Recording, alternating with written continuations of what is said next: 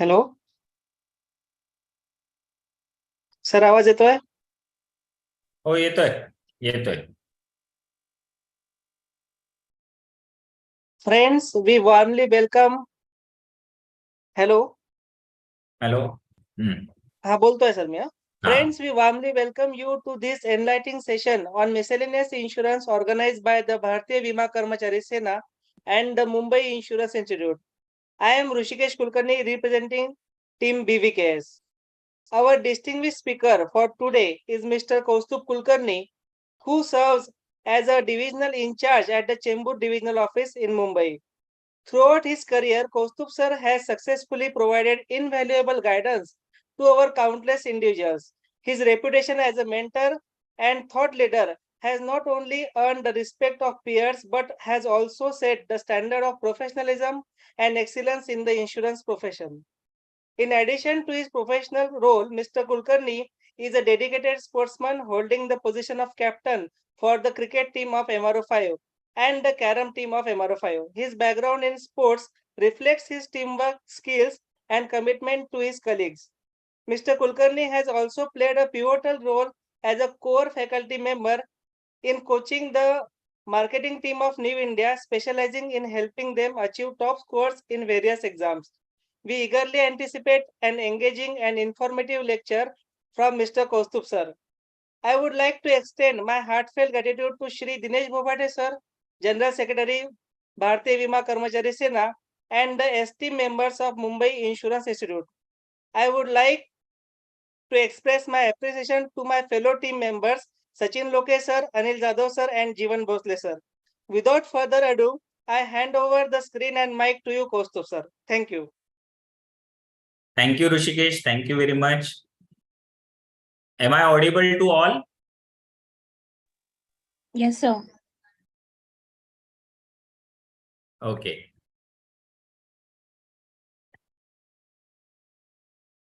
Welcome all to today's session of miscellaneous insurance for this para 13.2 examination. It is a competitive examination. Before starting today's interactive session with all of you, I would like to thank Bharatiya Bima Karmachari Sena and Mumbai Insurance Institute for arranging such a wonderful program for all the students who are appearing for this career opportunity in New India Insurance Company. As well as I would like to thank Dinesh Bobate, General Secretary, BVKS, Bharatiya Bima Karmachari Sena, and also all the arranging members who from Mumbai Insurance Institute is arranging such a lectures for all of you so that it could help you to progress your career. Sachin Loke sir, Anil Jadhav sir, Jeevan Bhosle sir, and also Rushikesh Kulkarni, the young candidate and who is also a very having promising future. So thank you all of you. Before going to start our today's session, just I would like to give my best wishes to all of you for this upcoming examination on 3rd of September. So we'll start with today's lecture, Miscellaneous Insurance. Many of you, including me previously also, were having a fear in our mind that miscellaneous is a very large and very vast subject. So how we can conquer this subject, how we could get maximum marks in miscellaneous insurance. So I will try to brief you on this miscellaneous insurance for today as well as tomorrow. I know the time is a constraint. Time is very short because miscellaneous, yes, as you all say, it is a very vast subject. But it is a very good subject if you understand the concept of miscellaneous insurance. It will be helpful for you not only in your examination point of view, but also in your career point of view. Because once you are well acquainted with the subject, the concept, then you will be easily able to give the answers in perfect manner by taking 100% mark.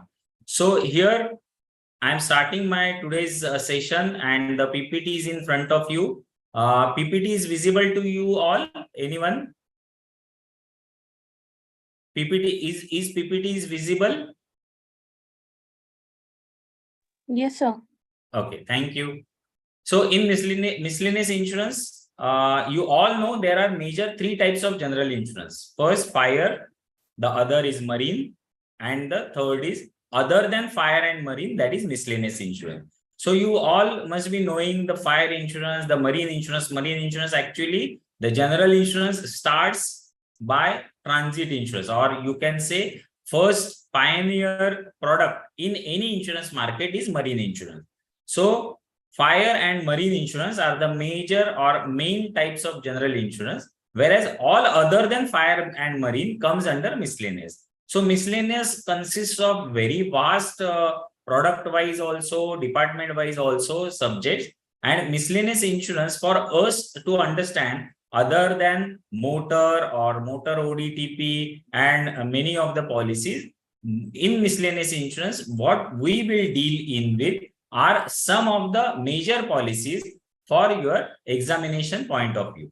What will be those policies? These are narrated over here. Those are personal accident insurance, burglary, money, shopkeeper, householder. Those are the package policies. Fidelity guarantee, bankers indemnity and jewelers block, pedal cycles, plate glass, neon sign, health insurance, overseas medical. So the list is very much more than 200 of the products are there, and for miscellaneous insurance our product range is from 1 to more than 194. So all comes under basically miscellaneous insurance, but we cannot take all the department or all the products in 1 or 2 sessions. But the major products or the major departments what we are dealing under miscellaneous insurance, and that we can study well and we can give the best of the answers in our examination. So we'll start with personal accident insurance. The concept is very simple. The nomenclature is also very simple. What it says, it is a personal accident. So whatever injuries or unfortunate death due to any accident for a or to a person is personal accident insurance. Now, for our academically view or our point of view is for the definition is it says the policy covers any bodily injury, death resulting solely and directly from accident caused by external, violent and visible means and not aggravated by bodily defects or infirmities. This is a definition regarding personal accident insurance. And now what do you understand by this definition? This is a simple definition, but it gives us the total concept of what is accident, what is injury, how the injury should occur, or whenever the injury takes place, if it is due to what, that is the bodily injury or death should occur or it should result solely and directly from the accident. It means if it is not solely or it is not because of the accident, the direct impact or the proximate cause.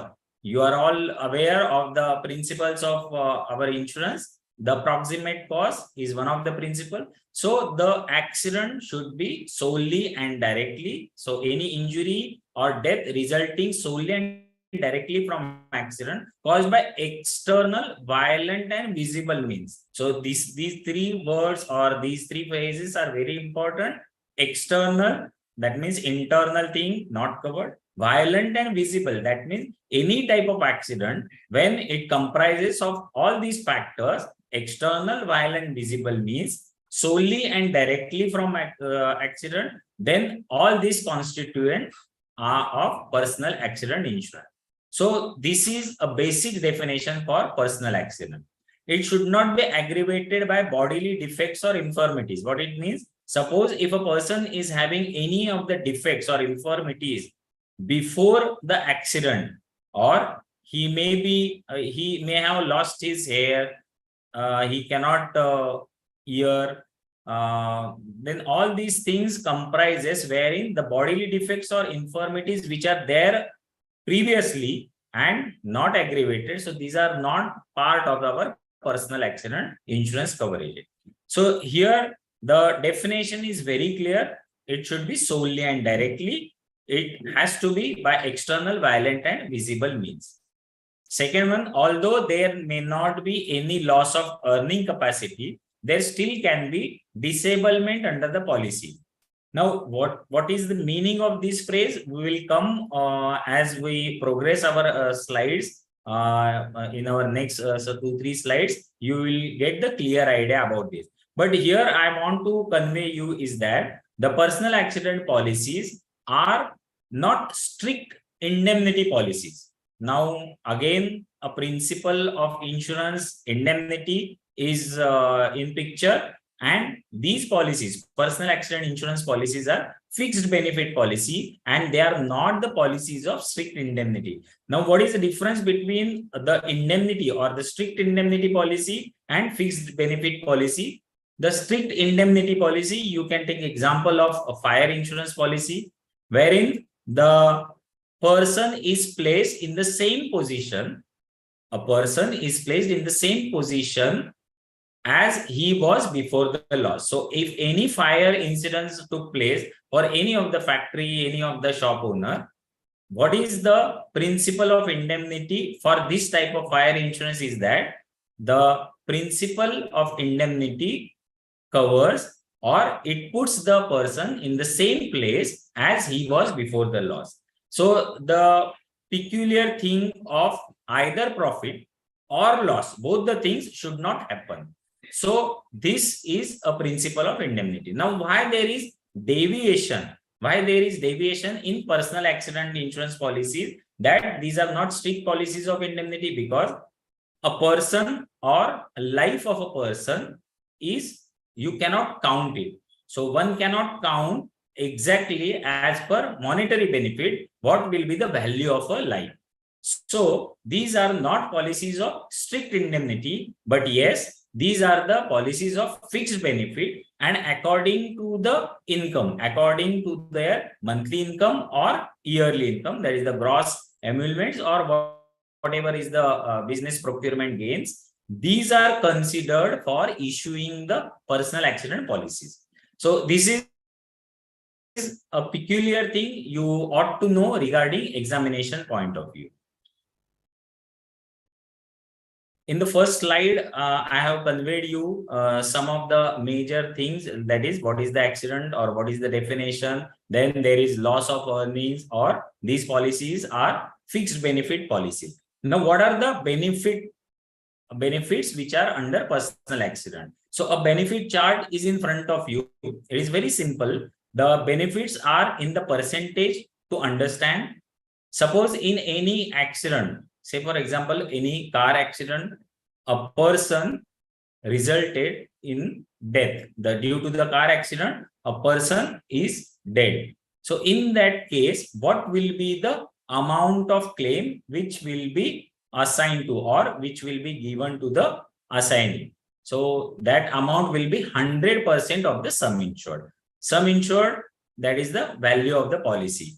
In case of personal accident insurance policy, you will come across a peculiar word as CSI, capital sum insured. So what is capital sum insured? Capital sum insured is the sum insured which will not be counted by adding the cumulative bonus. So this is a peculiar thing.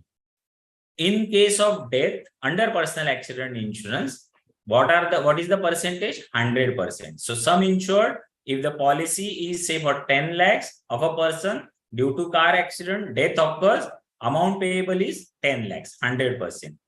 But suppose in the said car accident, a person suffers or he has lost his 2 limbs or 2 eyes. What will be the amount of claim payable? It is again the same, 10 lakhs, 100%. As also, if 1 limb and 1 eye, please remember, if 1 limb and 1 eye is totally lost, then what is the amount payable? Again the same, 10 lakhs, that is 100%. Here, what is loss of 2 limbs? 2 limbs means 2 hands or 2 legs, or 1 hand, 1 leg. So these are 2 limbs or 2 eyes, or 1 limb and 1 eye. So this is very important to understand. Again, if there is loss of 1 limb or 1 eye, suppose in that accident, if the if right hand or left hand, any of the limb is totally deprived, it is totally lost, then what is the percentage of compensation payable? It is 50%.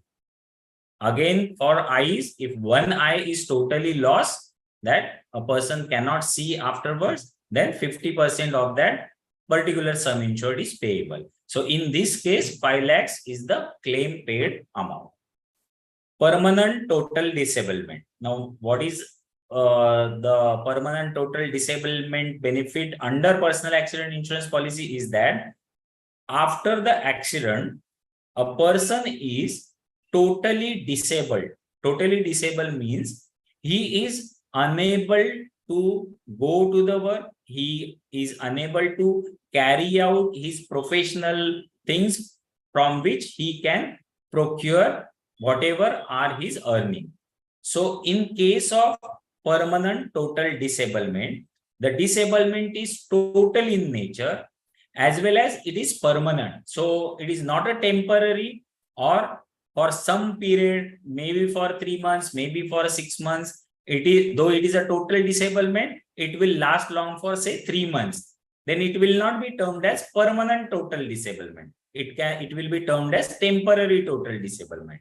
But in case of permanent total disablement, that a person will not be able to carry out his day-to-day routine work for professionalism to earn his salary, emoluments, or whatever are the business. Then in that case, a permanent total disablement benefit will be given, and that percentage is also 100%. Now, from first, second, third, fourth, you can understand only in case of death. Only in case of death, the amount of claim, that is 100% amount or the sum insured. So whatever is the claim amount will go to the assignee. It will go to their whoever are the assignees under the policy.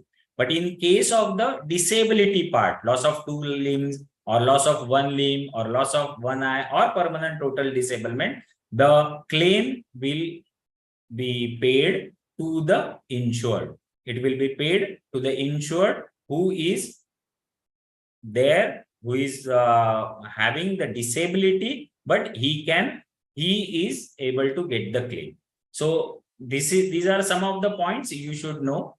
The fifth benefit is permanent partial disablement. Now, what is the difference between the fourth one, permanent total and permanent partial? Here, in case of the disablement is permanent in nature, but partial. So what is partial?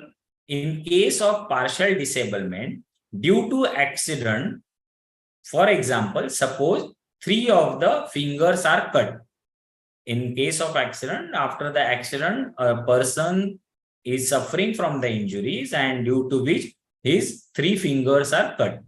So this type of disablement is permanent in nature.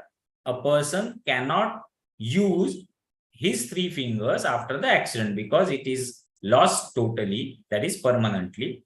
But it is partial in nature. So what is partial? That means there are 2 fingers still on the hand which he can use.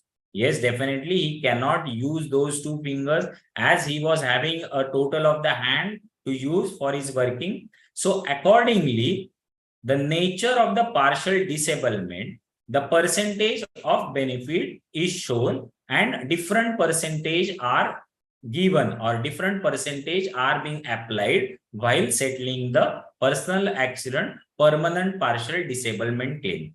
For example, suppose the index finger is totally lost. That means it is a permanent disablement but partial in nature. So the percentage may be 5% of the sum insured. But here, suppose if there is loss of thumb, definitely the percentage will be more because the use of thumb along with the other fingers will be very beneficial for that particular insured. So these are some of the percentage as shown in our policy, and according to the percentage, the permanent partial disablement claims are paid. So the 2 terms are different. both permanent total disablement and permanent partial disablement. The disablement is permanent in nature, but in case of total disablement, fully, that is 100%, a person will not be able to perform his duty. In case of permanent partial disablement, some of the organs or the organ which is lost is partial in nature, but it is permanent. The last one is different than the permanent disablement. And what is it? It is a temporary disablement. Temporary, that is temporary for a particular period or for some period, but it is total in nature. So what is the difference between temporary total and permanent total? Temporary total disablement, say for example, a fractures. Generally, fractures claims are termed under temporary total disablement. Due to accident, and I will definitely convey you that major of the personal accident claims what you may be dealing in your operating offices are the fracture claim. Because due to fracture, due to accidental fracture, what is happening? There is total incapacity of that particular organ. Say for example, right hand, left hand, or right foot, whatever. So in case of these fractures, the disablement is total.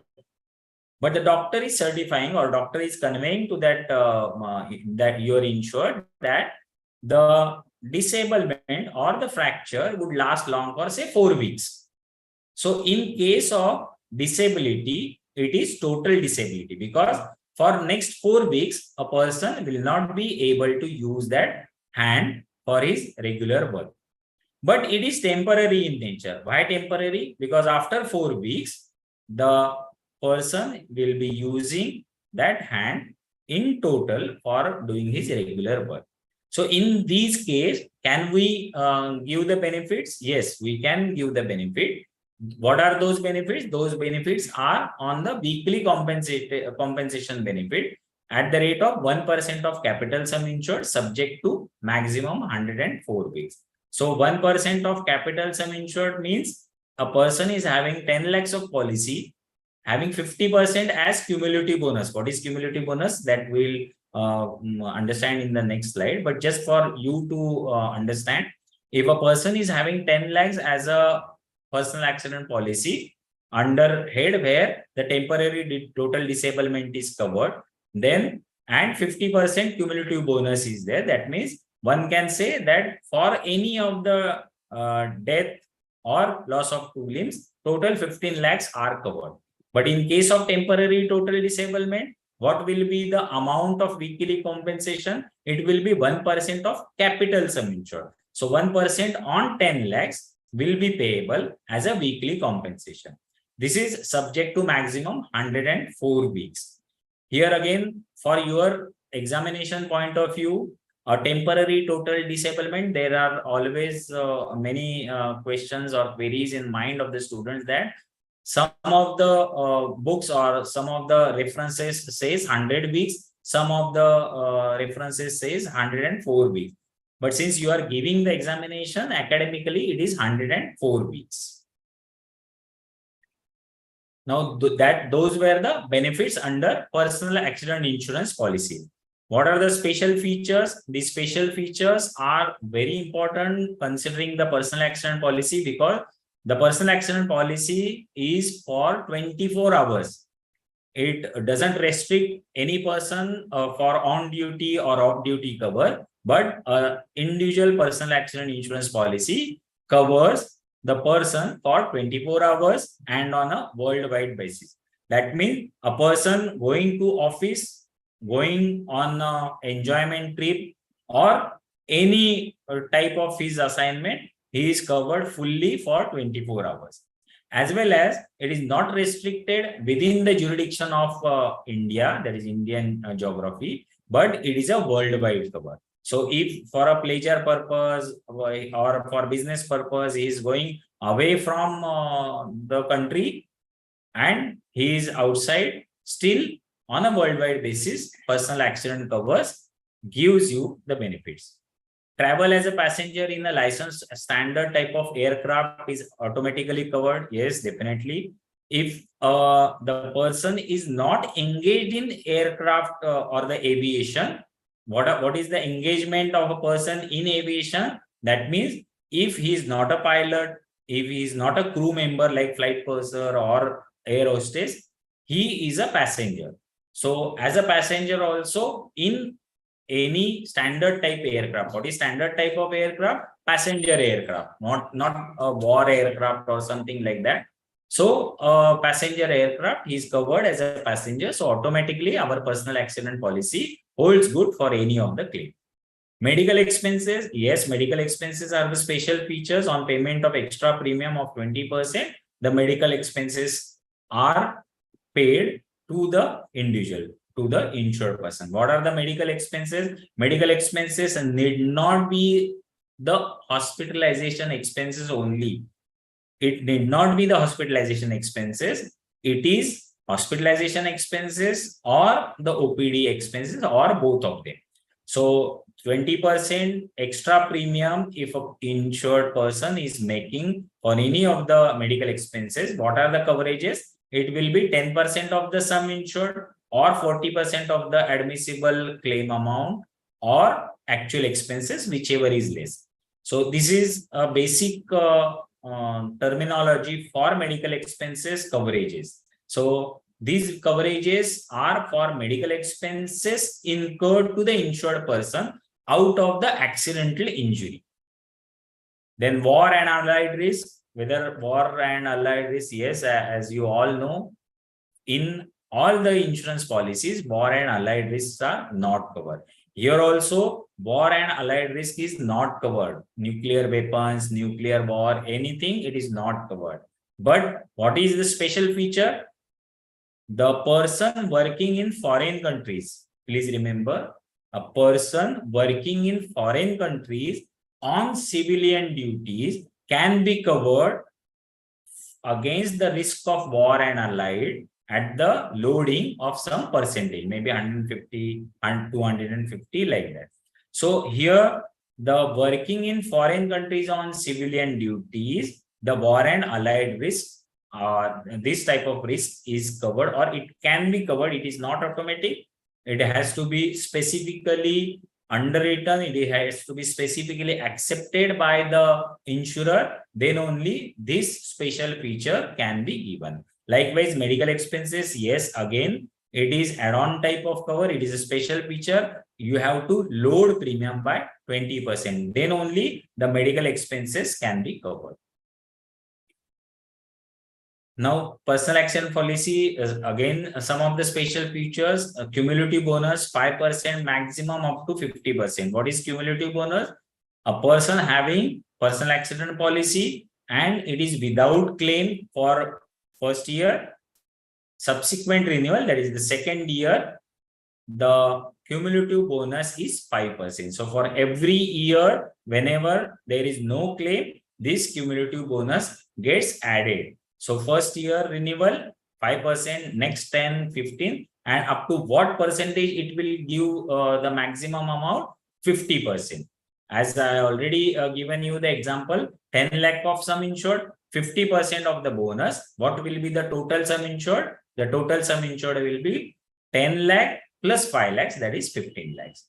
This cumulative bonus is part of personal accident policy. Carriage of dead body.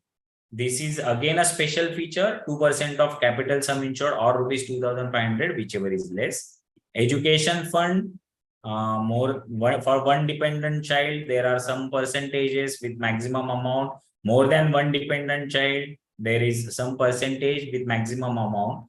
So these are some of the special features. The benefit is available for only on capital sum insured. This is regarding the education fund we are talking, and not on the cumulative bonus. So capital sum insured is very important to arrive at some of the benefits of percentage, because as you I have already discussed that cumulative bonus is 5% of capital sum insured. That means for 10 lakhs at the time of first renewal, what will be the bonus amount? It is 5% of 10 lakh.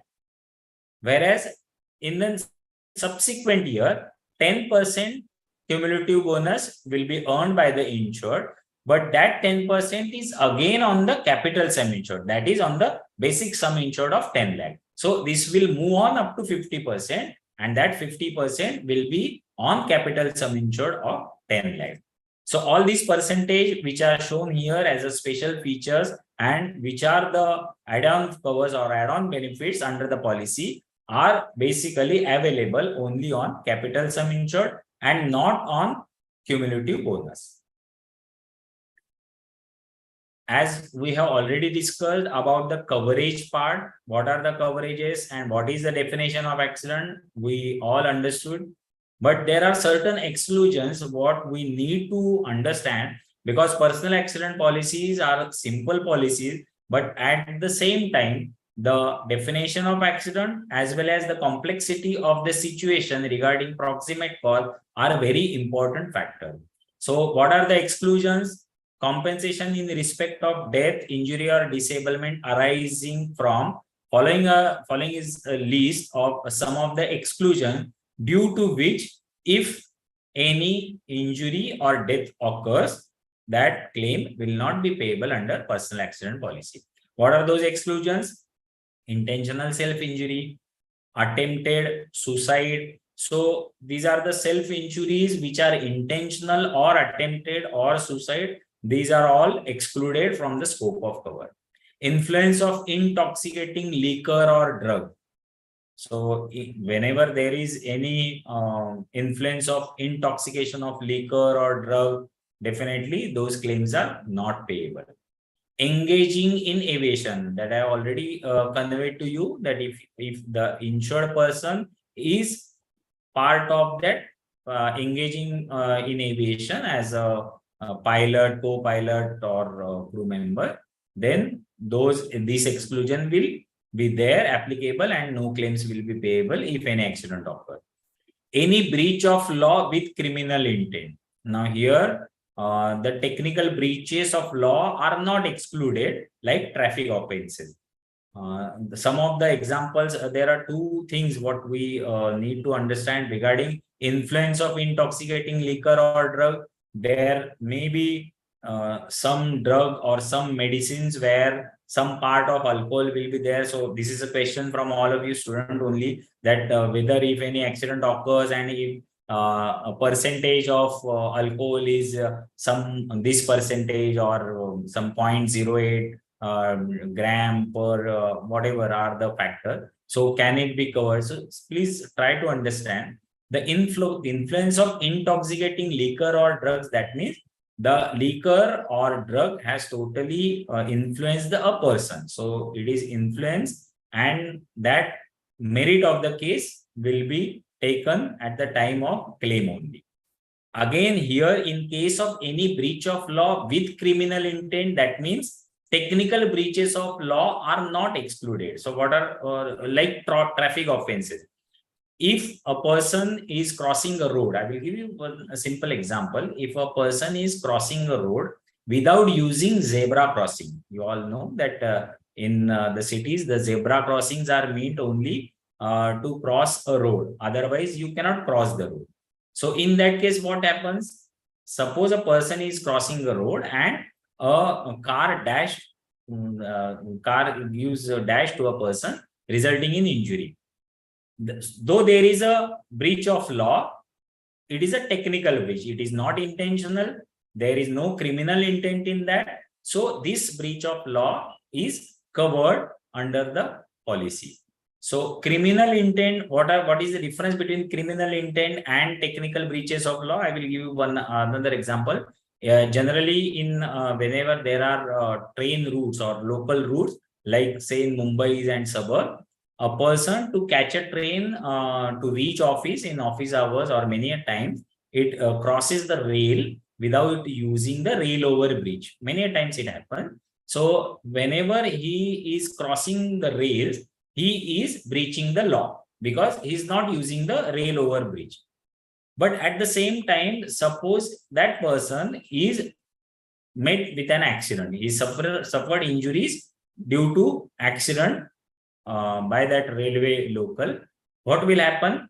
As an insurer, you may tend to say that it is a breach of law and the claim is not payable.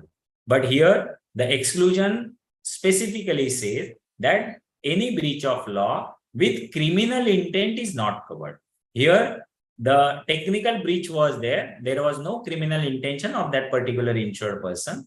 But at the same time, suppose any one of the person has stolen something and due to hurry or something criminal intention is there and that person has committed this type of breach, definitely that is a breach of law with criminal intent. So these are some of the technical things which you should try to understand.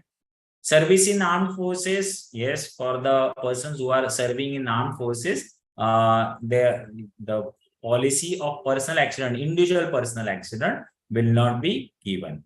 War and nuclear perils from childbirth or pregnancy, because these are certain exclusions due to which we cannot issue individual personal accident insurance policy. So again, war and nuclear perils, yes, personal accident policy will not cover war and nuclear peril.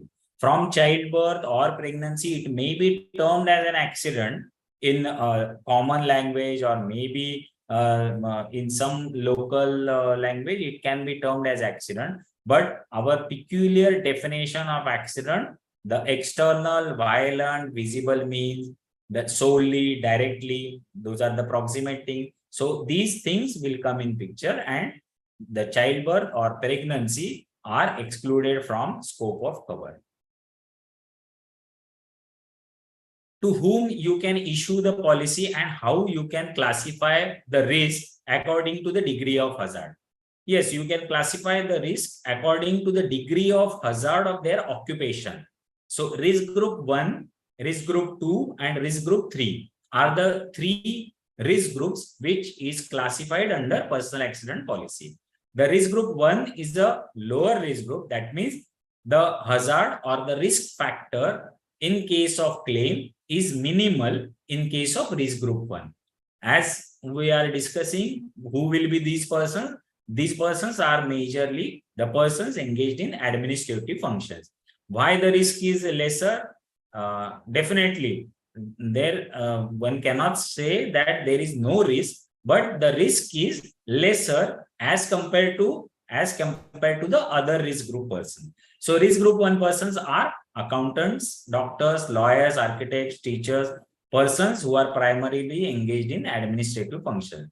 Then what is risk group 2? Risk group 2 is higher risk element for claim purpose, or you may say that the accident degree of hazard will be more in risk group 2 than risk group 1. So these risk groups are the persons who are moderately or having high degree of hazard as compared to risk group 1. These are generally persons engaged in manual things. What are the manual things? The contractors, builders, those who are doing the manual work more than the administrative work. These are termed under risk group 2. Definitely the contractors, builders, drivers, or these professional athletes and all these persons are having much more degree of hazard for risk of accident as compared to risk group 1. But this risk group 2 can be termed as a moderate. The risk group 1 is a minimal risk group, and the last and the most hazardous risk group is risk group 3.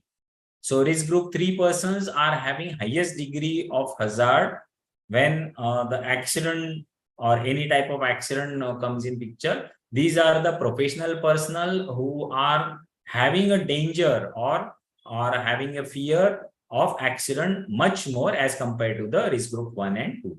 So the persons are jockeys, circus personnel, the persons who are working in mines, mountaineering, winter sports, persons engaged in activities of similar hazard. So here in risk group 3, the professional or the persons who are doing these type of professions as a professional, those are termed under risk group 3.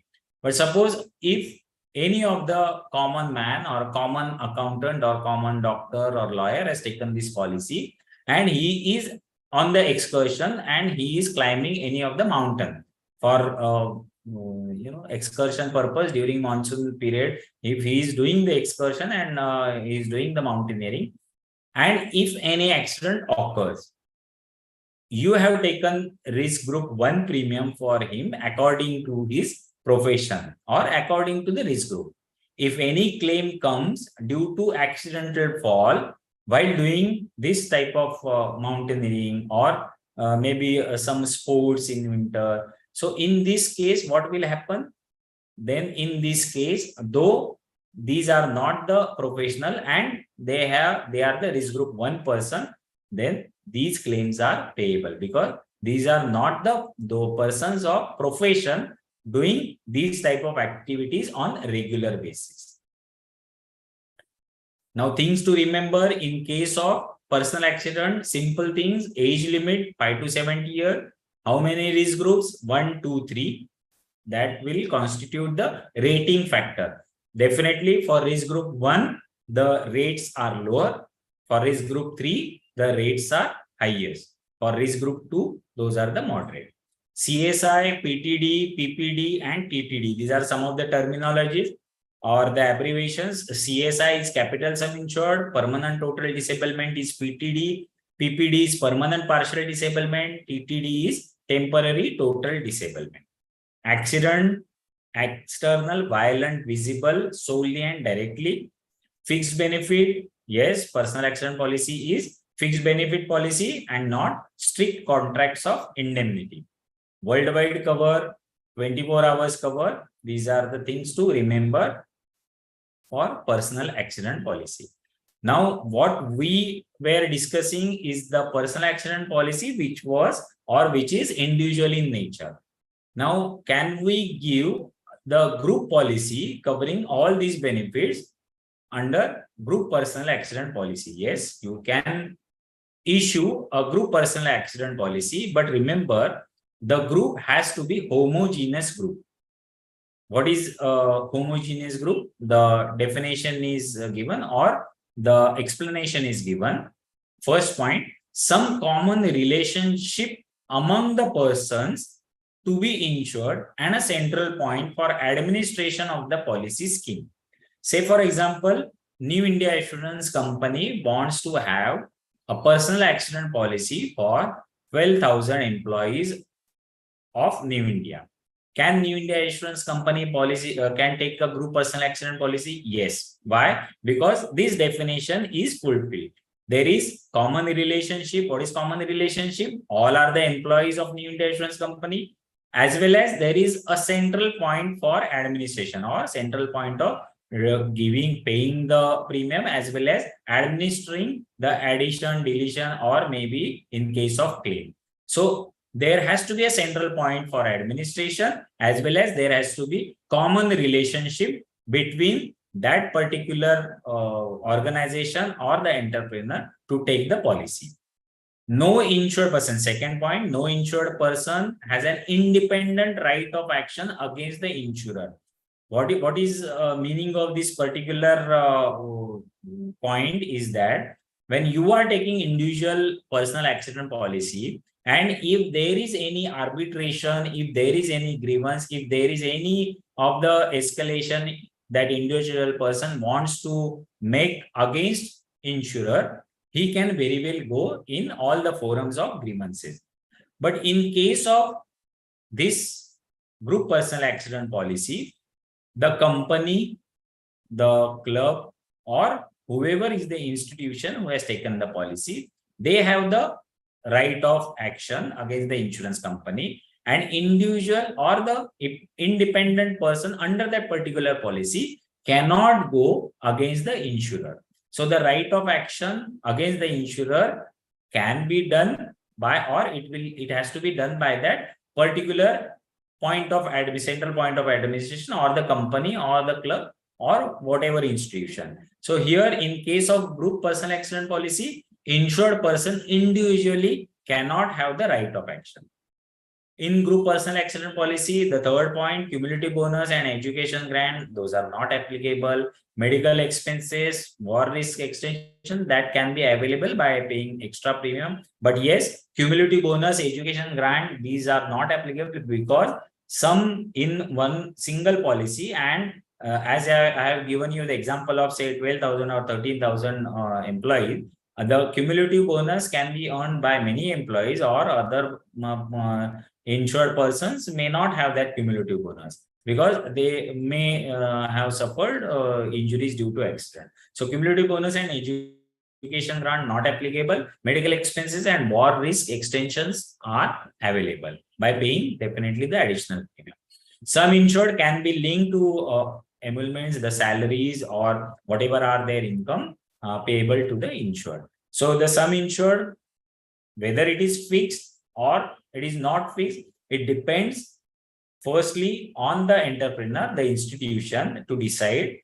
And secondly, if the sum insured is to be fixed, it has to be as per the terms and conditions of the policy designed by the insurer. So, and the insurer is designing the sum insured according to the salaries or the gross income on yearly basis.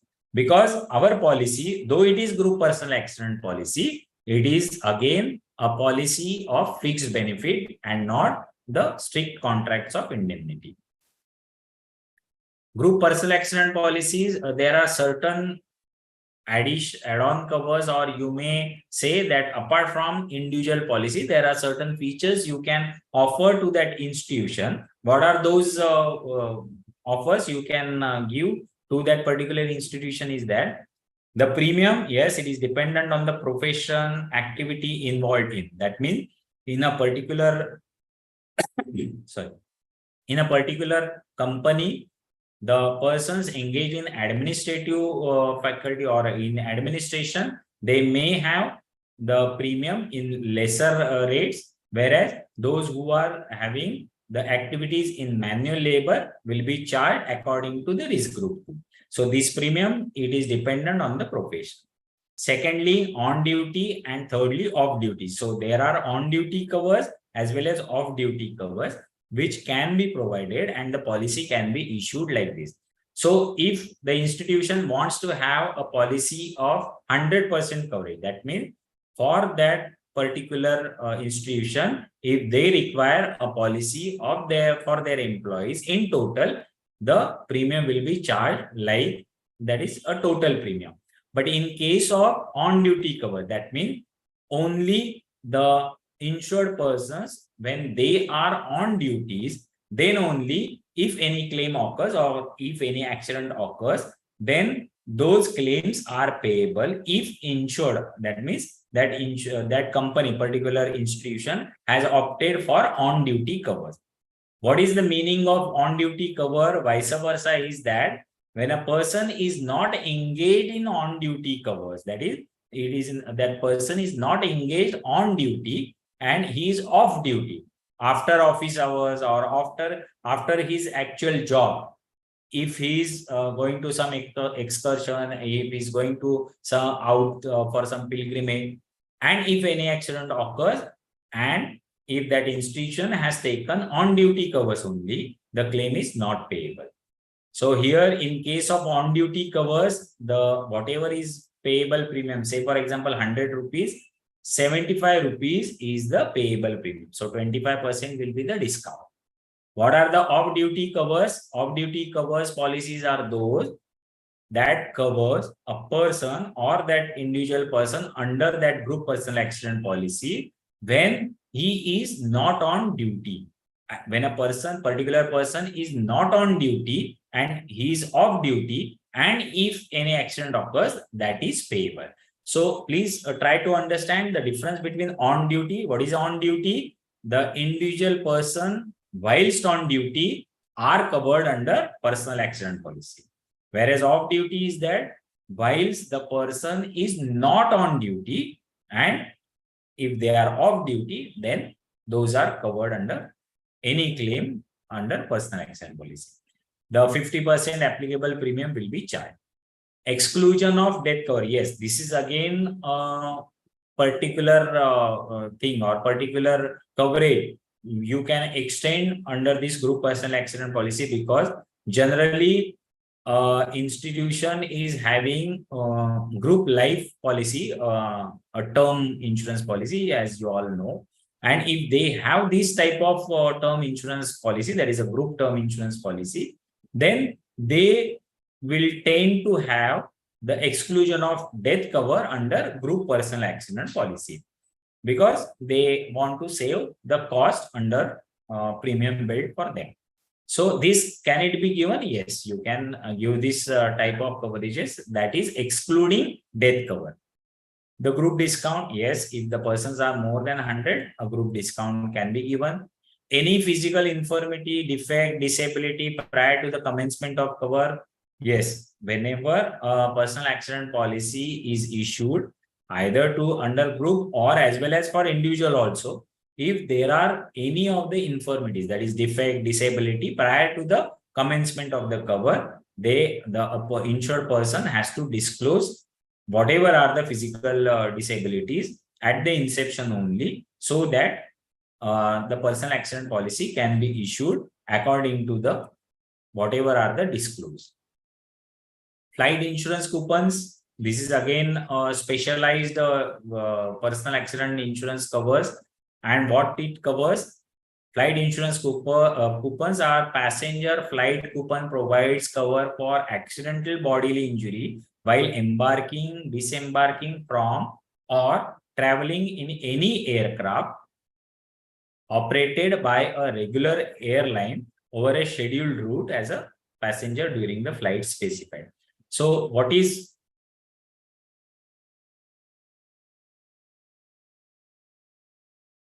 meaning of this flight insurance coupon? So these are basically for the passengers who are there in any aircraft, a passenger aircraft, and they are moving from maybe from one destination to other. So in case of any accidental injury, death, this flight insurance coupons hold good for any claim.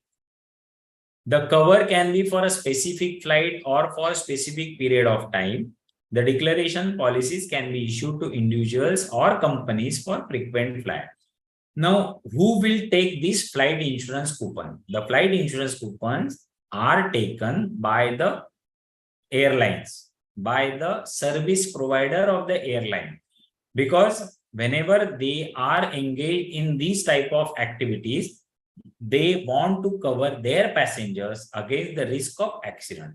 So this cover can be given to the airline as well as those aircraft operators, because they are taking the insurance for their passenger.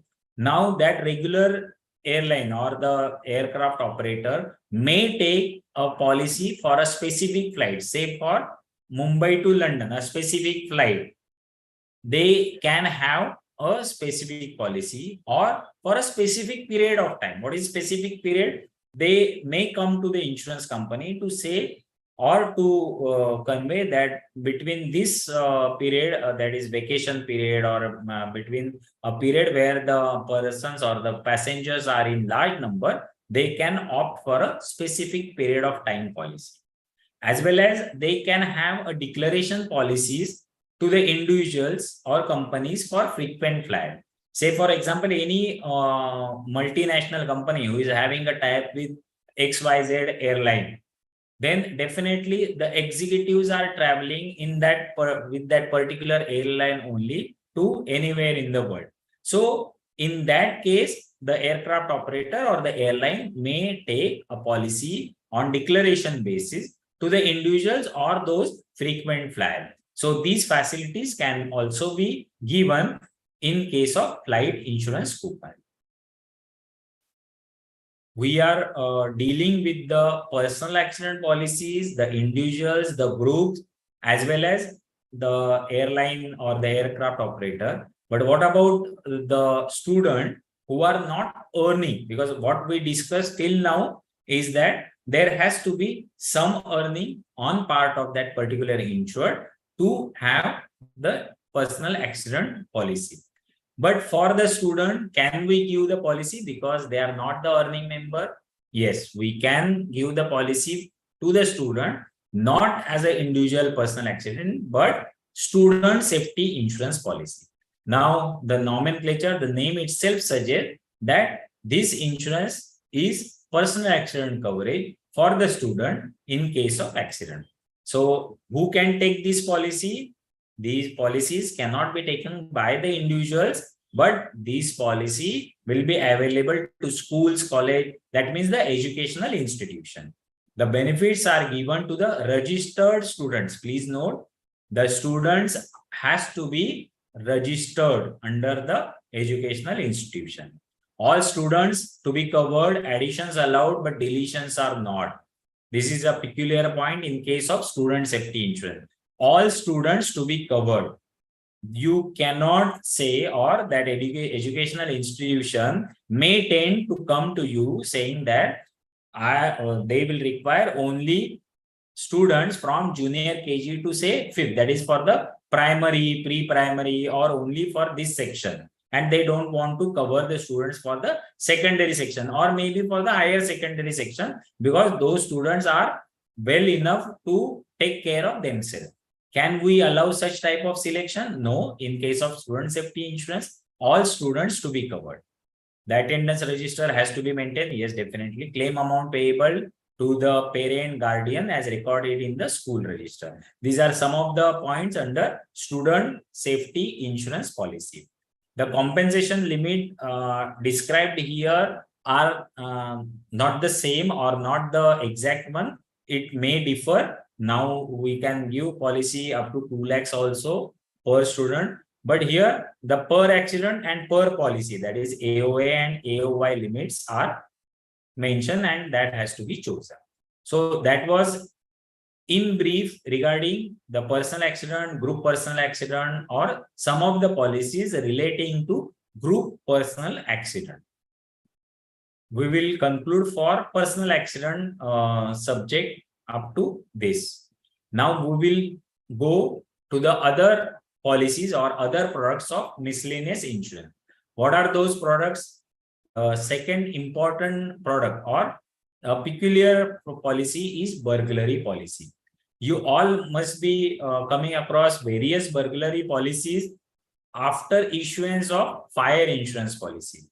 Why we are discussing on this is because whenever you want to issue any of the burglary policy, please note that fire insurance policy is a key.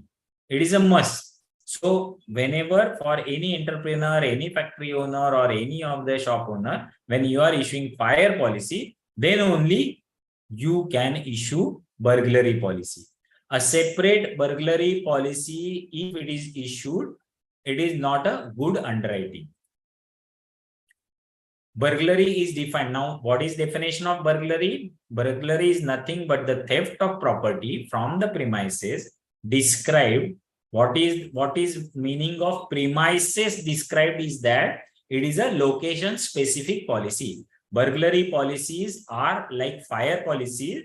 Those are the location specific policy. You have to specify the location, that is the location address, and in that particular location address, if any burglary occurs, if any theft of the property occurs, then only it is covered.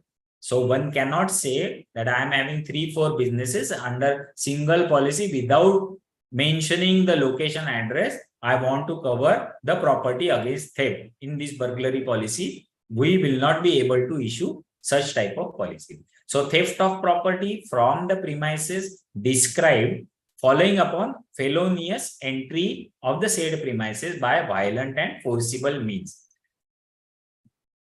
This is again theft of the property, but there has to be violent and forcible mean. There has to be a forcible mean or violent mean due to which the theft of that particular property, the stock or whatever are the properties of that particular insured is stolen.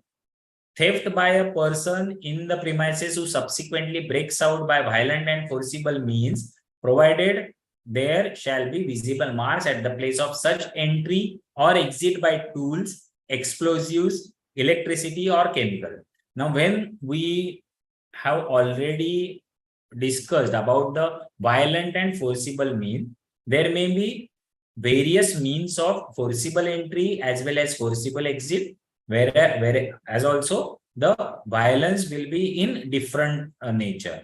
So there has to be some visible marks at the place of entry or exit, maybe by tool, maybe by explosive, wherein the burglary attempt or the theft of the property attempt is proved, and then only such type of claims are payable. So entry as well as exit, or entry or exit has to be a forcible one. The use of force and violence need not be against property only, it can be against any individual also. So I will give you one example, or we'll discuss this in way of example, so that the burglary definition will be clear to you. Suppose in case of any a shop owner has taken a policy, he has many of the customers who are entering in the premises to know or to purchase those goods or the whatever are the stock. In some peculiar incidents, suppose if it happens that after the close of business hours, the servants or those who are working there, they have locked that particular shop after business hours.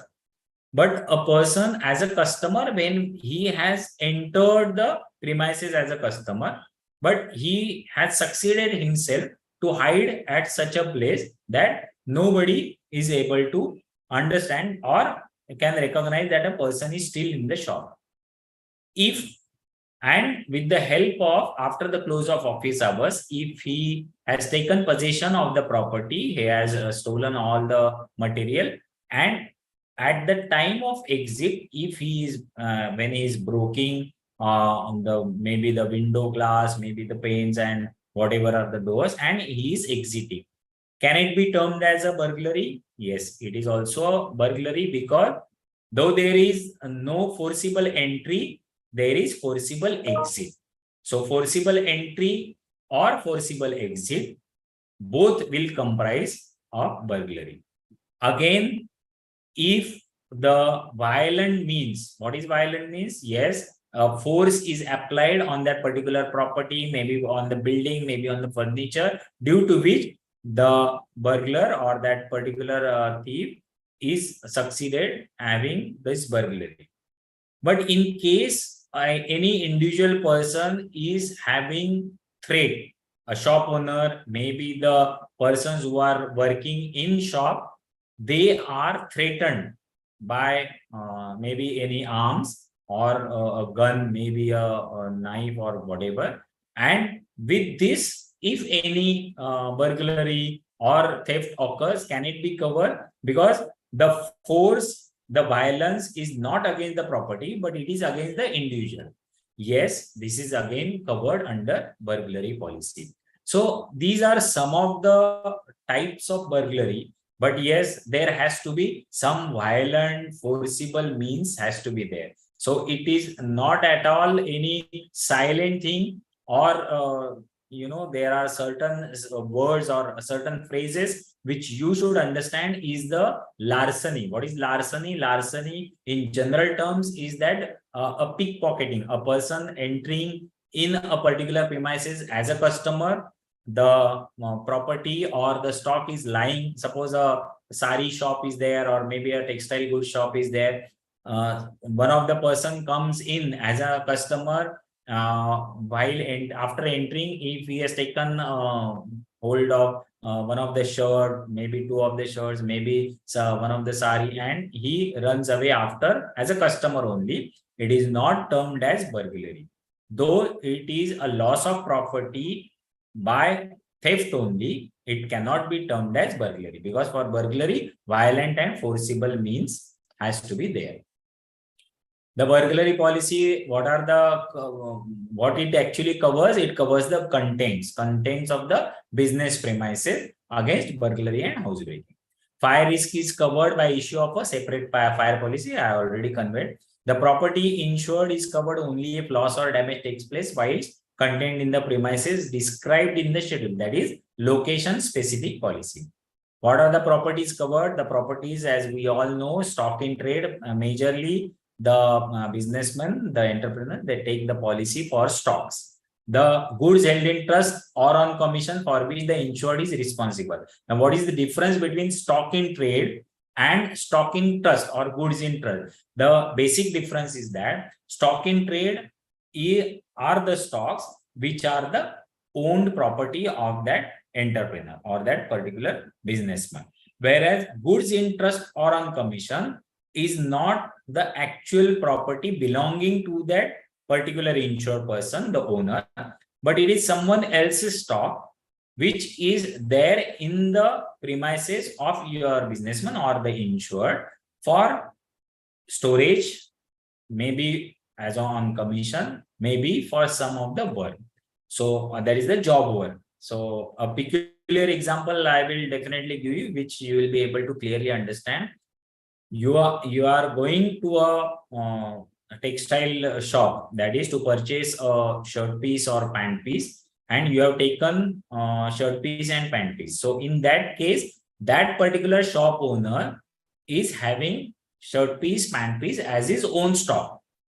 At the same time, when you have purchased this shirt piece, pant piece, and you are going to a tailor for stitching it, and you are giving this shirt piece, pant piece to a tailor to stitch.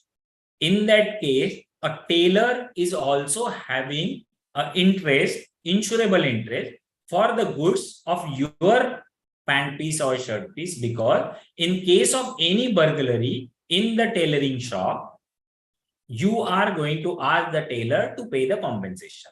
So these are the goods held in trust on job work. So this is particularly not the property owned by that businessman, but they have the insurable interest because the goods are on job work or on commission, or the goods are held in trust. This is basically a difference.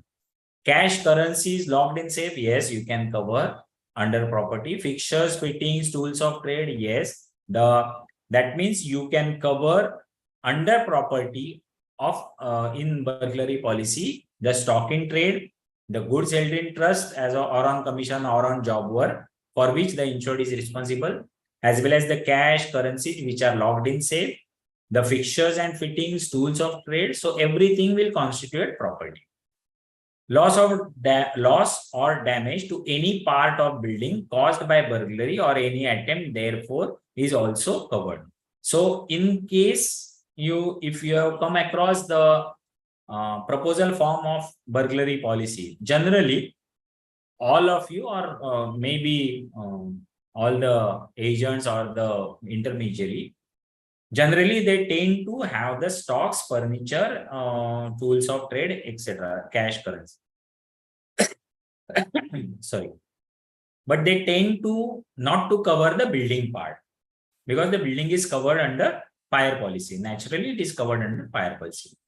But what happens if there is any burglary attempt in that particular premises, due to which there is loss or damage to the property of building? Say, for example, a building is damaged due to explosives used by that particular thieves or maybe the gang of those criminals.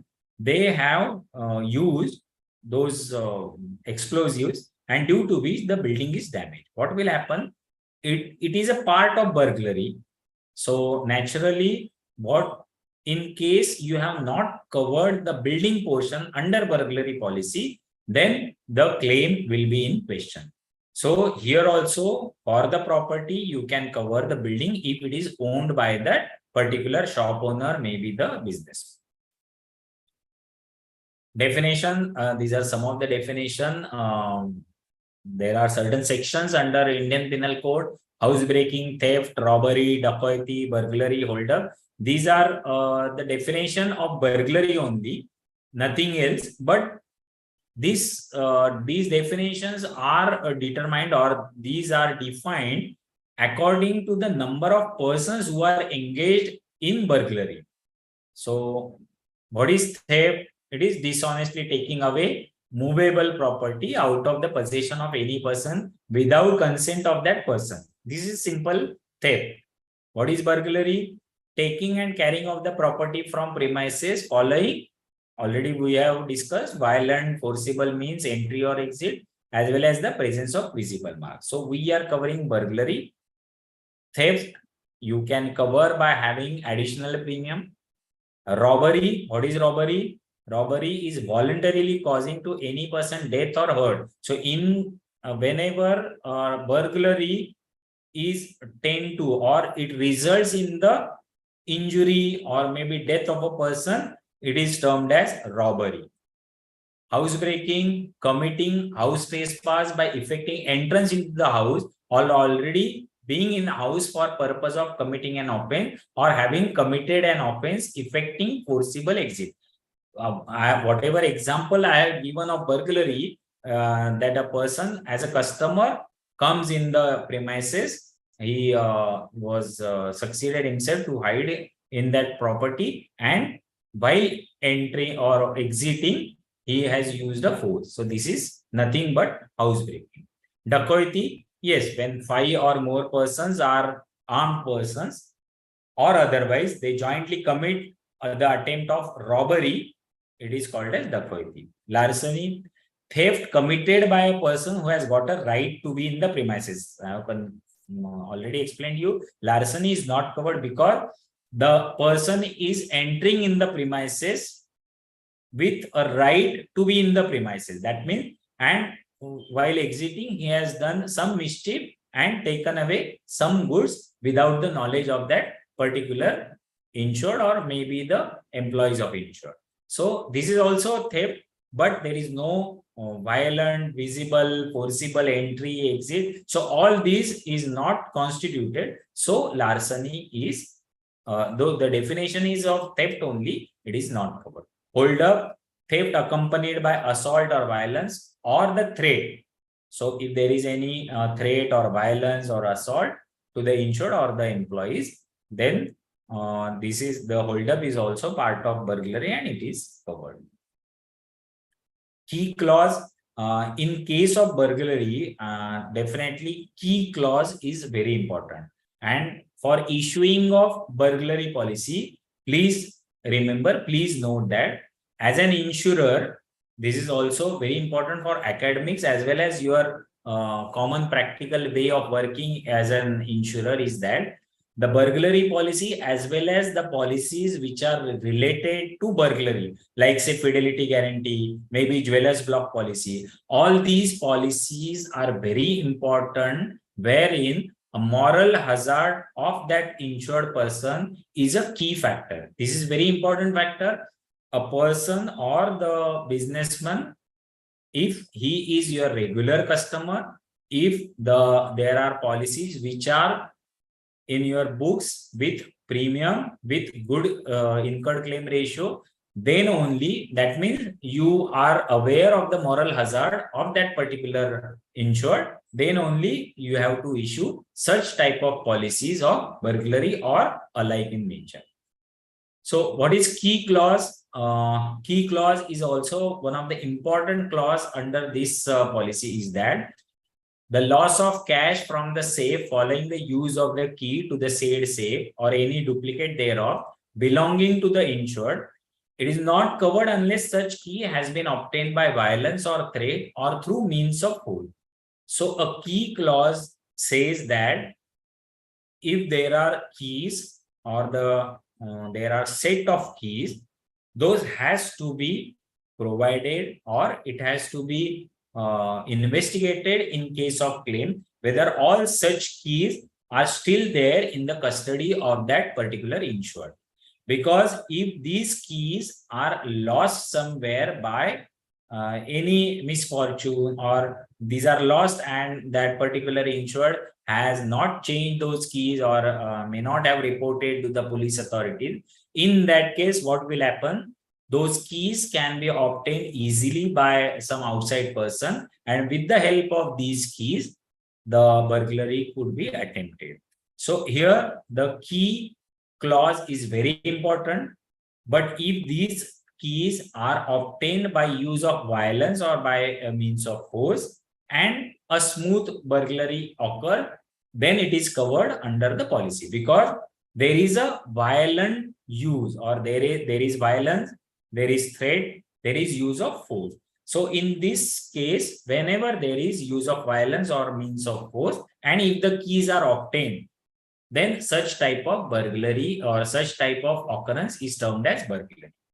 The key clause cannot be deleted. Please note, the key clause cannot be deleted. It may be a temptation, or the insured tend to come to you asking for you to remove this key clause from burglary policies, because he is having a fear in his mind that at times it may happen that his keys may be lost by misfortune. So it is not intentional, but still he is afraid of holding the keys. So in that case, he may tend to come to you to delete this key clause. But even after payment of extra premium, we cannot delete the key clause. A complete record, some of the additional things to note under key clause is that a complete record of cash kept in the safe should be kept secured in some place. These are the traditional features, but now in the digital format, these are very well being protected. The keys of the safe or strong room shall not be left on the premises after business hour. This is again very important point. Nowadays, maybe some keys are very much digitally are there. So these are the features of key clause. The properties which are excluded unless specifically mentioned. What is meaning of this? The property are generally excluded under burglary policy. What are those property? Yes, the gold, silver articles. That means the amount or the value of that particular item or the property is very much for a very short gathering. So a gold, a 10 gram of gold, whereas 10 kilos of some other material, then 10 grams of gold is having much more of the value. So here the properties, the exclusion under the property for burglary are having high degree of risk for a very smaller item.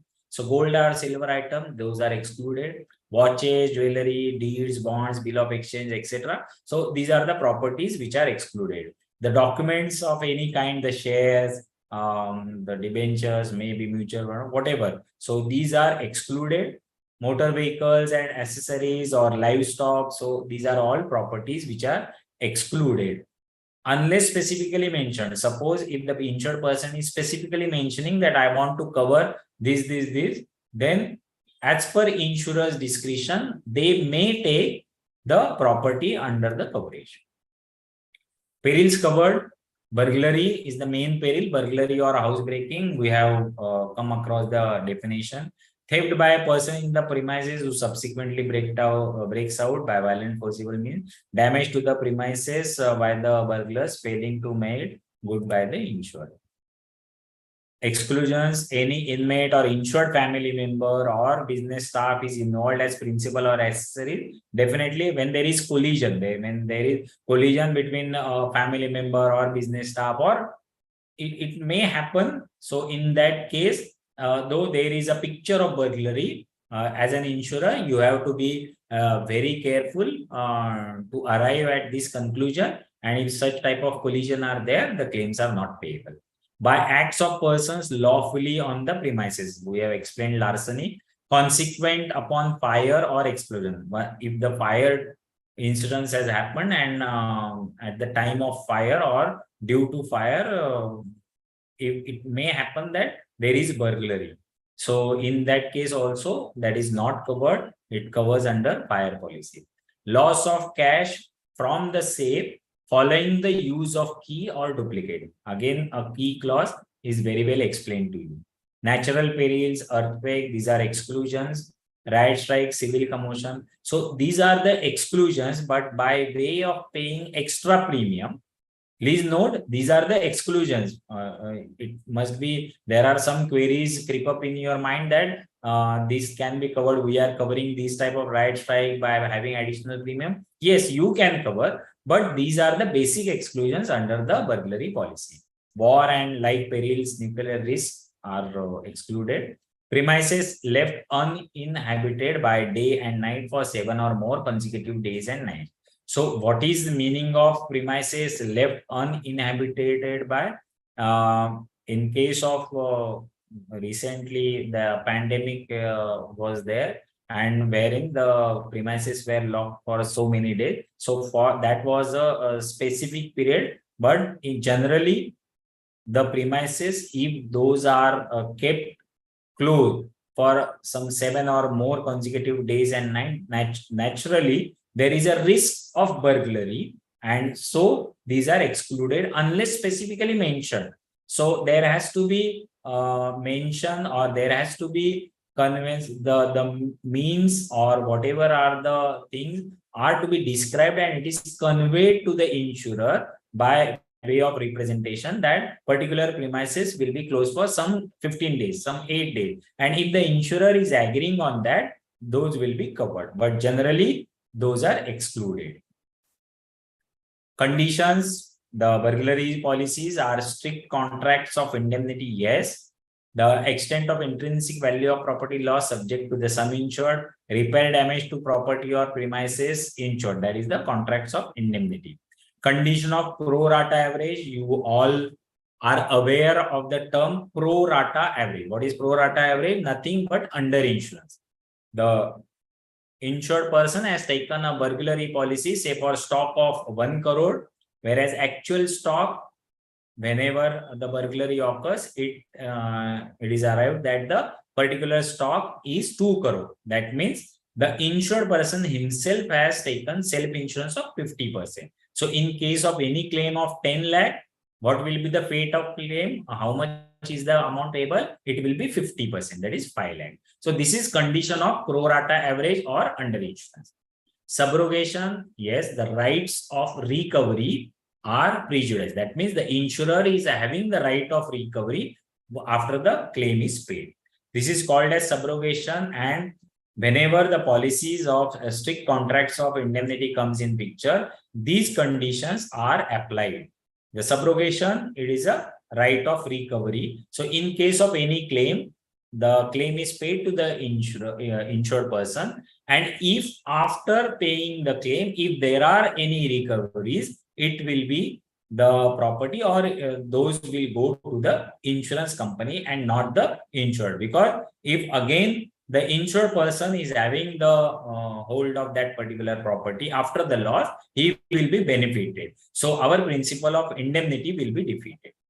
Contribution, yes, if more than one policy, that is 2 or 3 policies are there of burglary with different insurer or with the same insurer also, this type of contribution principle will apply to the particular policies as well as with the other insurer. Fraudulent claim, arbitration, disclaimer, cancellation. So these are some of the conditions in case of arbitration. In case of fraudulent claim, if the claim is fraudulent, not only the claim will not be paid, but also the policy is cancelled without any refund. So this is a peculiar thing. If the fraudulent claim is established, the policy is also cancelled without refunding any of the premium. Arbitration, yes, once the insurance company has admitted the liability. The insurance, when they are admitting the liability, but the dispute is in quantum, in the amount. Say, for example, if the burglary has occurred and the forcible entry, exit, and all those have been established. So, insurer is already decided that the claim is payable. But if there is any dispute between the quantum amount, insurance company is saying 10 lakhs is the amount payable, whereas the insured person or that particular businessman is saying no, not 10 lakh, but more than that. Then what will happen? The arbitrators will be appointed. So here the arbitration comes in picture. Cancellation, yes, if insured opts for cancellation of the policy. Please note, if insured is asking for the cancellation of the policy, the refund is always on the short period basis. But if insurer is cancelling the policy, the insurance company is cancelling the policy, it is on the pro rata basis. reinstatement of sum insured, like fire insurance, the reinstatement principle applies for burglary policy also. What is reinstatement? If a particular, say for example, out of 1 crore of a stock, 10 lakhs of that stock is stolen. There is a burglary of 10 lakhs. At the time of claim payment or at the time of claim payment, the amount is reinstated. Whatever is the premium, pro rata premium for that particular 10 lakh, it is recovered from that insured person and the sum insured is reinstated. This is very important because the sum insured should be full at the inception or during the currency and at the expiry of the policy. Then only the principle of indemnity will hold good. So this is reinstatement of sum insured. The reinstatement by way of additional premium has to be in place after the loss. Once the loss is recorded, there has to be reinstatement of sum insured. Special features, average clause, the same under insurance clause. Insurance must be effected for the full value of the property to be insured unless first class basis. So there are certain policies under burglary are a first class basis wherein the full value of property is not taken at the time of inception, that we'll discuss. But in case of burglary policy, a normal burglary insured premises policy or the business premises policy, the full value of property is to be taken as the basis of underwriting, because to avoid the average clause, the underinsurance. Then what will be the amount of sum insured? The insured may ask you, what is the how I will arrive at the sum insured, wherein there will not be any fear in my mind regarding underinsurance. So in that case, the probable highest amount at risk at any one time should be declared. This is simple meaning of stock in case of burglary, fire, or wherever you come across such type of sum insured. So what is the probable highest amount at risk? Generally, the example given by your insured only is that, suppose in case of ready-made stock, ready-made garments, the shirts, pants, and all this, they tend to say that during Diwali period, my shop or my particular business premises is having highest of the stock.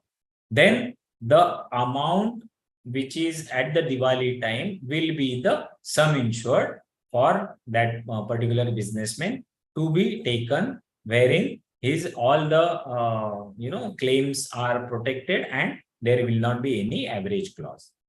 Rating, it is a non-tariff business, as we all know. There are many of now businesses which are non-tariff, but burglary is non-tariff business. Premium rates depend upon the client. Already I have conveyed you, it depends on the client. That means it depends on the moral hazard of the client. How much the premium booked by the client in your books, what is the incurred claim ratio? If the client is new, fresh, the experience is not with the insurance company, the premium rates are higher. If the client is in your books having good incurred claim ratio, then for the same burglary policy, you can give a lesser rate. Situation of the risk, again a very important for rating factor. What is the difference in the situation of risk? The isolated premises away from the localities, residential localities, the situation is bad risk, and the rating has to be, or you may decline the proposal, or if you want to cover, you can charge higher rate. Property to be covered, yes, the properties which are very small in nature but having high values, the rate will be more. Whereas the property is bulk in nature, whereas the amounts or the sum insured is lesser, the premium rates and the premium amount is less. Precautions for protections, 24 hours security guard, then CCTV cameras, burglar proof alarm, and all these precautions, if it is taken, then the discounts may be offered. If there is no or the protection precautions are lesser, you can lower the premium.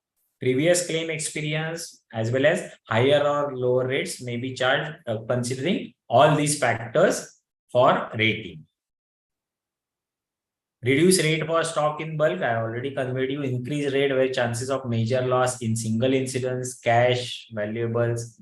First loss basis will deal in first loss basis policy. What is the meaning of first loss policy as well as how the premium will be charged, and regarding declaration policy also we will discuss. Underwriting consideration, I have already conveyed you. Moral hazard of the proposer. You must have come across this word moral hazard. There is other word also. It is called morale hazard. Some may be new to this concept of morale. It is a morale hazard. What is the difference between moral hazard and morale hazard is that moral hazard means it is a moral hazard of the proposer. I will give you a simple example. In case of general mediclaim policy, when you are issuing a mediclaim policy, in case of burglary policy also, I can convey you is that the moral hazard of the proposer is that he has disclosed everything. There is a burglary, though in his premises the burglary has not occurred, but the adjacent premises there was a burglary. So the risk of burglary is more. Like in mediclaim policy, he has disclosed whatever are the pre-existing conditions. So this is a moral hazard, and we ought to know the features, the good as well as bad from the proposer. So what is difference between moral hazard and moral hazard? So in case of moral hazard, if the moral hazard is bad, definitely he will try to extract the claim in total, which he is not having any right to claim. This is a moral hazard. Whereas in morale hazard, what is the difference? The claim is payable, but the inflation, the amount of claim is inflated by that particular proposer or the insured to have the benefit, to have the more benefits, and the principle of indemnity is defeated. So generally, you will be coming across many of the this type of claims to you, as well as you may come in future also, wherein the moral hazard is good. He has disclosed everything. There was no problem while issuing the policy by way of communication from the proposer. But at the same time, at the time of claim, it may happen, it may tend to have a more of a claim amount for his custody, whereas the strict principle of indemnity is deviated. So this is the basic difference between moral and moral hazard. Survey of the risk, maintaining of books of accounts, regular stock taking and audit once in a year. These are some of the underwriting considerations which are very important for burglary policy point of view. The correct description of goods, separate sum insured for stock, cash, goods in trust. These are very important. Details of safe, weight, size, make, etc. Separate fire insurance property, fire insurance policy of that property, it is a must. So unless until you have the fire insurance policy, you will not be issuing a burglary policy. Cover restricted to cash, money in safe and not in steel, almirah, cash box, or endorsement warranties to be added. These are certain underwriting consideration you ought to know. Now, the types of policies. What we were discussing was the policies for full value. That is the burglary policy. Now, we will come across some of the policies which are not full value policy, but these are part value policies. Now, what is the difference between the full value policy and not full value policies? We'll discuss. Full value policies are the policies wherein the insurance must be effected for the full value of the property. These are non-declaration policy, maybe declaration policies. So declaration policies are also the policies for full value. Secondly, first loss policy. Now, what is first loss? First loss policies may be issued for an amount less than the total value of the property, with the stipulation that the company will pay the whole amount of loss up to the limit of sum insured. Now, I will give you a brief idea regarding first loss policy. Say, for example, a large warehouse, a businessman comes to you having a large warehouse wherein the total loss is impossible. Suppose that a warehouse is having 10 crores of a stock in loose bales, loose cotton, or maybe some of the loose textile goods. So a total loss at any one point is hardly possible. So it is impossible. So he may come to you saying that I want to have a burglary policy, but I don't want to take the entire 10 crore because I am sure that the loss will not be 100% at any point of time. So he may come to you to have certain percentage or a part percentage of that particular policy or the sum insured. So in that case, can we give the policy? Yes, we can give the policy. And these are generally for loose stock as well as some of the big machineries. Now, how you will apply the percentage of premium and what will be the coverage of that particular policy for sum insured. Now, on the left side, I have given you the percentage of full value cover. So, when a person or that insured is coming to you asking for a first loss policy to cover 25% of the full value. I have given you the example wherein the stock is 10 crore.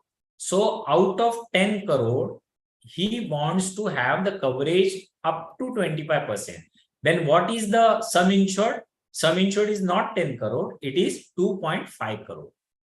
Then what will happen to the premium? The premium will be charged on full 10 crore. Say, for example, the premium for 10 crore is 1 lakh.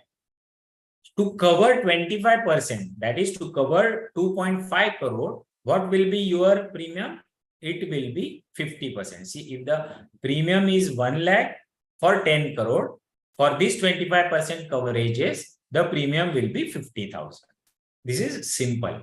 According to the degree of full value cover, as it progresses, the value of percentage to charge on premium will also be increased. Say, for example, for out of 10 crore, he want to insure for 50 crore. Naturally, the risk for insurer is increased. That is, the coverage or the sum insured is 5 crore. Definitely, the premium will not be 50,000 as explained in our first example. It will be 70,000 and it goes on. So this is the applicability of first loss policy under burglary insurance. Please note that first loss policies are applicable for stocks only. Declaration policies, these are nothing but like fire declaration policies, wherein the policies may be considered where large stocks which fluctuate considerably. So the insured person is unable to convey you the exact amount on month to month, that is at a special one time of stock, but the larger stocks are fluctuating considerably during the year. So according like fire declaration, they tend to come to you for burglary declaration policy. Usually 50% of the provisional policy premium is at least written. So what is declaration policy? The declaration on monthly basis are to be declared, or maybe fortnightly basis are to be declared by the insured person. And after the declaration, that is after the 12 months, that is after the completion of the policy, if that particular sum insured is not what it has taken at the inception, then there is a facility of refund of premium. Say, for example, 10 crores is the stock chosen at the inception of the policy and the premium of 1 lakh rupees is paid. After 12 months and after submitting the declarations on monthly basis, insurance company has come across that the stock or the sum insured is 5 crore. Naturally, the insured will ask for the refund of premium, saying that only 5 crore sum insured is to be taken as policy sum insured, and please refund me the premium. So in any case, the refund has to be there, but the refund will not be or the retention of premium has to be 50%. So out of that 1 lakh of premium, 50,000 definitely will be retained with the insurance company, and rest all as per the policy sum insured, it will be refunded. Suppose if the stock is 7 crore, then definitely only 30%, 20% according to the percentage, it will be refunded. But at any point of time, the 50% retention of the policy premium is important or key factor in case of declaration policy. Floating policy, again, like the fire floater, the floating policies are issued. These are the policies wherein the locations are mentioned 1, 2, 3, 4, maybe Mumbai, Delhi, Hyderabad, Bangalore, but the amount of stock is 10 crore only. So covering all these 4 locations, the stock sum insured is 10 crore. So it may happen that Mumbai may be having 3 crores of the gold, Delhi may be having 2 crores of the goods. So it may vary, but there is a condition in case of floating policy also that any one point, the stock should not be more than 25%. That means in case of 10 crore policy, for all the locations, these 4 locations, everywhere the stock should not be more than 2.5 crore. This is a condition which can be waived, which can be altered by the insurer with their discretion. These are the principle of floater policy. But please note that the subject matter of insurance has to be identical in all locations. When I am giving you the example of the textile goods, definitely for every location ranging from different geographical areas of Mumbai, Delhi, Hyderabad and Bangalore, for all these 4 locations, the stock has to be textile goods only. The businessman may have different businesses, and if he wants to cover in these 10 crore of the sum insured, machinery in Mumbai, stock of textile in Delhi, maybe stock of chocolates in Bangalore, can you cover under floating policy? No, because the subject matter of insurance has to be identical in all locations. This is important in case of floating policy. Policies issued when separate sum insured is not available, when the insured is not confirming the sum insured location wise, or is unable to give the confirmation separately, then these floating policies can be issued by charging some extra premium. Yes, they are issued only to well-known clients. The degree of hazard, the moral hazard is very well to be ascertained. Valued policies, there are certain policies under burglary policies which are valued policies, agreed value, you may say, and these are policies which generally the insurers decline, which the insurers generally they are not agreeing to issue agreed value policies. What will be these policies? These are the policies for paintings, pictures, curios, antique, wherein the value of particular painting, maybe picture, maybe antique, cannot be ascertained physically as per the market. But these are values having emotions involved in it. And if those are agreed at the time of inception, then only these valued policies can be issued. These are covered, or the basic coverages of burglary can be given. But generally, these policies are declined and no insurance company will tend to give agreed value policy. Inventory and valuation clause, this is again important clause, but now in the digital scenario or the digital world, this inventory and valuation, this is now not that much very harsh on part of insured, because all are now digitally equipped with having the inventory, having the valuation in force throughout the inception and the currency of the policy. Risks to be avoided. What are the risks which are to be avoided for this particular burglary product? Are risks situated in the interior. I already conveyed you the remote area, the risks are more. Jewelers, we tend to avoid. Dealers in precious stones, curious antiques, watchmakers, goldsmiths, curious money lenders, and these are some of the risks which are to be avoided. Documents required for claim procedure. Certain documents are required for claim procedure. The PPT will be shared to you. One of the important document for ascertaining the burglary claim is first information report, a police report. Police report is very important and it is a must. Without any police FIR, police report, you cannot go to the procedure of burglary claim. So those cannot be processed. There has to be the investigation report, then the final investigation report, subrogation, everything will come under burglary claim. Certain other policies are also there under burglary section, but we will conclude today here and we will start afresh tomorrow regarding burglary, as well as some of the policies which we will discuss in tomorrow's session, as well as we will cover some part of liability, which is also part of miscellaneous, but there may be questions in your examination, and we have to do our best to have 100% marks in miscellaneous. So today we will conclude here and we'll start afresh tomorrow at 7 in the evening. Thank you very much for the patient listening, as well as for some of the questions, or if you are having any question, you can jot down the same and you can share it. We'll discuss it tomorrow. Thank you.